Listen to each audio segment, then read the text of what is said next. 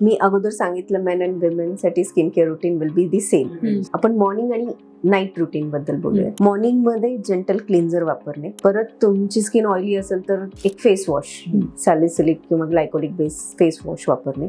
Moisturiser, hydration is important. So cleansing, hydration and sun protection, sunscreen according to the skin type. यात जर तुम्हाला काही concern आहे, pigmentation किंवा एक एजिंगचं अँटीऑक्सिडंट पाहिजे त्याच्यामध्ये, तर व्हायटॅमिन सी आपण क्लिन्झिंग नंतर व्हायटॅमिन सी लावू शकतो. सिरम आणि चांगल्या ब्रँडचा, आणि जो त्याचं ऑक्सिडेशन होणार नाही असं व्यवस्थित तो चांगल्या ब्रँडचा वापरायचा. आणि त्याच्या किंवा नायसिनामाइड, पोर्स, ओपन पोर्स वगैरे.